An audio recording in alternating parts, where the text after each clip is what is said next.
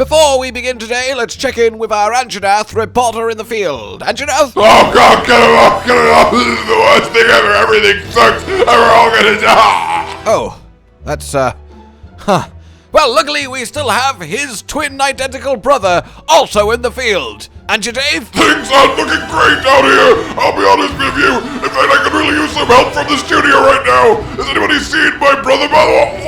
Well, that's just doubly sad, isn't it? Fortunately, they were actually triplets. It's time for... Okay. Hello, my fellow hunters. Welcome today to a little bit of lore, a little bit of fun, a little bit of a thought experiment, a little bit of an examination over... Well, I'll let him introduce himself. Gaismagorm, and you have been warned. You had one shot at Archdemon Abyss, and listen, you're gonna regret that you missed. I'm a life vacuum in the builder of your tomb. To this world doom, a blazing sun boom. True master of the Qurio, true power in blood, you know. Hunters reap what they sow, much like mouths and no woe. Swarm of death that fillet all low, so let's go. Oh yes. So, Gaismagorm versus everything! Because I was thinking about the Qurios recently and the affliction and everything that's happening in Sunbreak and how honestly alarming it all is because, you know, I don't really have anything else interesting going on in my life. I just think about Monster Hunter. And it kind of struck me that, I feel like it's actually kind of insane. Like, we all know it's insane, you know, the swarm everywhere, killing monsters, driving them crazy, but I feel like just how insane it is kind of is going underappreciated, because I feel like Gaismagorm himself is going a little bit underappreciated. Suddenly, Malzeno is the better master of the Qurio in terms of the fan love. But today I want to give the spotlight to Gaismagorm, or at least the Qurio swarm in general at his command. Because I think there is an argument to be made that it is the single most threatening, powerful, and destructive force ever to be introduced to Monster Hunter across every game, mainline or not, in the entire history, both in-game and in the lore. I don't think you can think of something more alarming than Gaismagorm and his Qurio swarm, which would be a fantastic children's book. And I know I did a similar kinda little talk to this a good while ago now, when Sunbreak was more fresh on Gaismagorm and where he fits into the food chain, as it were. But I think since then it's become way more apparent that him, or at least the Qurio swarm, is definitively the greatest threat Monster Hunter has ever known, and that needs exploring a lot more and a lot more specifically, especially relatively to how the story is going to unfold across, well, I guess Title Update 5. Hey, so this is awkward, just a little quick insert from me. Yeah, I made and recorded and did this video and discussion for you guys before Title Update 5 was revealed, before the digital event, before it came out, because I completely, totally expected it to be a week after the digital event, not like the same night as it. So while 90% of this is pretty much just a lore and general Monster Hunter world talk and is still plenty valid and interesting, a few little mentions do come up of the mystery of Title Update 5 that, well, obviously are now less mysterious than they once were. So that's what's going on if you're sat there going, has he gone back in time 2 weeks? What's going on here? And to be fair, interestingly, while I of course am going to do a dedicated talk on our new Totally Not Malzeno variant, him existing really is a big potential answer to a lot of what is going to be discussed in the rest of this video. So keep that in mind and, well, yeah, enjoy. Because bottom line, I have no idea how in the hell we are actually supposed to beat the Qurio swarm and in the threat. So, what am I going on about then? Well, the very fact that we're still dealing with his existence, even now through all the title updates, says a lot in of itself. The fact that we are dealing with this afflicted plague, that every hunt we go on there is untold countless Qurios in the sky, the fact that monsters literally have essentially no defense against the Qurio swarm, the fact that this is an apocalyptic level, kingdom destroying, feared legendary monster. From the depth its voice can be heard. The time has come. From the depth it beckons. Come to me.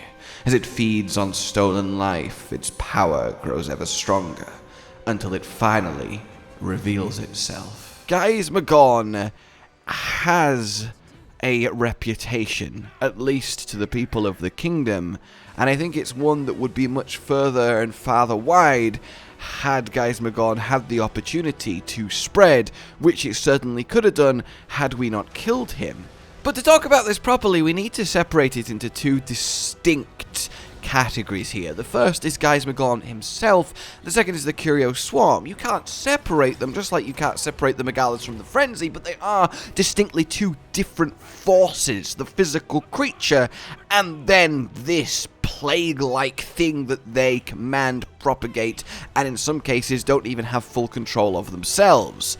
So the Dark Abyss Dragon, Abyssal Archdemon of the Abyss, Lord of the Underground, he's got titles galore, and you know that in the Monster Hunter world, that means there is some danger to be found.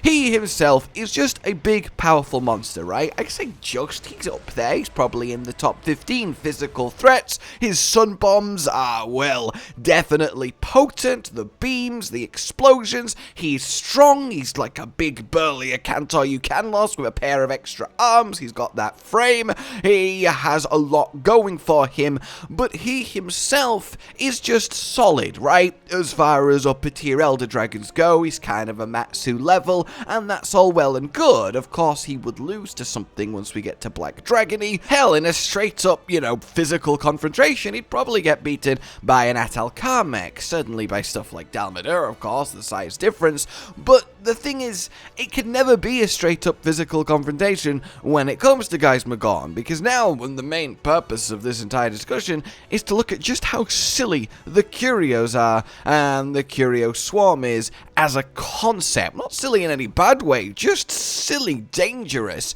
and I think it's actually quite cool, this blood plague, and plague is kind of right.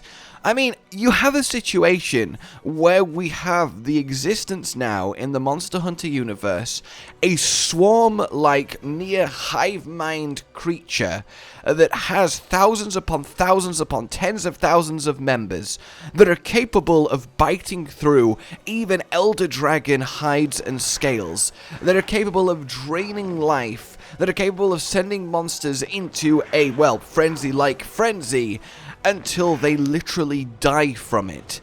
Things that are able to infect the very blood of everything that it's biting. Little flying lamprey leeches. Hello! That operate like ants do. And when you get a swarm of ants doing what a swarm of ants doing, you cannot stop it.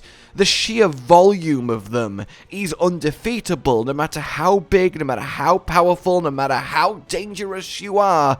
There is nothing you can do against an endless swarm of little unstoppable biters. And that's so dangerous in the animalistic sense. If ants were somewhat inclined, the sheer number of them, if they all went crazy bloodlust, they could just purge forest floors of every living creature, but fortunately they go about their business, only interacting with what they come across and what they need to. But you make every ant on the planet like 20 times the size, and you gotta be worried for every other living creature that exists. Or ignoring ants, the probably more accurate and easier example is the classic classic plague of locusts, where they swarm across the land, stripping everything bare, turning it into just deadened husks of what it was before. But, you know, instead of it just being vegetation for the most part that's decimated, add in, you know, every living thing, and also make them giant relative to normal locust size. That's kind of what's going on here, and that is a horrifying image. I mean, the levels of them cannot be understated. I know I've been saying thousands, but you might be like, well, I mean, you see like 100 or so maybe in like the Gaismagorm list. But the thing is, those red particles glowing in the air on every afflicted hunt, the most likely thing that they are is the literal eggs of the Qurio. They float until they finally are ready to hatch, and then they land and do so, and it's why it's so hard to stop their spread, even on a they're still young and not quite super big flying leech level yet. It's such a hard to contain natural living plague, and that's kind of where the Qurios are going, but with also a viral side effect too, to them even getting a little chomp on you. I mean, one little injection from Malzeno almost just straight up killed Fiorane, and if it wasn't for some mystical Wyverian healing, it probably would have been the end of her. That is deadly even to hunters. The frenzy virus isn't deadly to hunters, it's a bit annoying if you don't beat it, it's actually a benefit if you do. Whereas Blood Blight, the affliction, that's just straight up lethal. And at the same time, yeah, the Qurios can do Elder Dragons, which is something like the other easy example Frenzy can't. Granted, it can power them up and they can actually master it, but they are left deeply scarred, and that's just from the affliction, the Blood Blight. I doubt a actual full-on swarm of Qurios, like what happened to our Anjanath, would have much trouble killing something like a Teostra or a Kushala or a Chameleos, or even, yes, a Valstrax. And that really is scary to think about. And it makes me really wonder how we're actually going to bring this storyline to a close. How are we going to stop the swarm? How do you disable something that is flying, has untold thousands of members, is essentially uncontrollable without the few monsters capable of controlling it, either by domination or symbiotically? I just don't see a way to make this happen outside of kill a new, as of yet undiscovered, center creature, and when it dies, every Qurio drops out the sky and dies too, like it can't exist without whatever is actually still controlling them. That's the only thing that would kinda work here, because you can't individually stop every Qurio, can you? They're just gonna propagate, feeding and destroying every single living thing, and they're flying, so they just don't stop. They just keep going. There's nothing to stop them spreading to other lands, other continents, other countries in the Monster Hunter world. There's nothing to stop them multiplying endlessly as they feed on every new monster that they come into their path. It just feels like a Pandora's box has opened. The cat is well and truly out the bag, and whether Gaismagorm or Malzeno are not in the picture or not, it kind of is irrelevant, because how do you swap untold thousands of instinctual, voracious, flying piranhas loaded with blood disease? It just feels like, holy hell, I wouldn't want to be the kingdom right now dealing with this, even with us, the legendary hunter, on their side. And to loop back round to kind of where I got to with this thinking and why I wanted to talk about it, is, yeah, is there anything more deadly in the whole of Monster Hunter? You could point to something like Fatalis, and yes, he is a more deadly single entity, but even if Fatalis' wrath, his power to destroy an entire castle and its armies and its garrison in but a single night, doesn't compare to the Swarm. It just doesn't. Hell, there's every chance the Swarm could probably actually threaten something like even Fatalis. Because yes, he's massively hot, but we know that they can afflict something like Magma Almudron, which means they're happy to bite things that have literal magma lava on them. So even the kind of idea that, hey, get like a Zinogre or a fiery monster to permanently cover themselves in electricity or fire, and then what are the Qurios gonna do? But no, they've all been afflicted, so clearly they can get them. So it would take something ridiculous to actually have a monster that can protect itself against such overwhelming odds. death by 1,000 cuts is the fate of, in my opinion, essentially every creature that we know about when introduced to the Qurio swarm. And that is ridiculous. What a biological weapon that Qurios have proved to be. You could transport a crate of them to a country you were at war with, release them subtly, and then just watch everything fall apart. You couldn't really do that with the Frenzy. The Frenzy is much more containable. And I just think it's kind of marvelous to think about. And I kinda wanted to do some out loud thinking in your direction. And also, to really kind of tie this up, the fact that Gaismagorm himself can endlessly feed on the stolen life force, the fact that they can steal life force and transfer it, is just another layer to this death cake.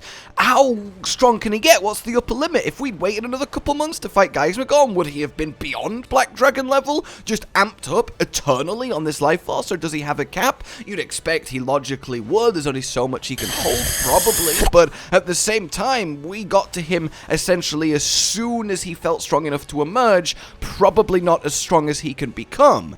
And that's kind of where I'm thinking a few little theories and thoughts as to where this Qurio storyline might go, but I think that's a discussion for another day.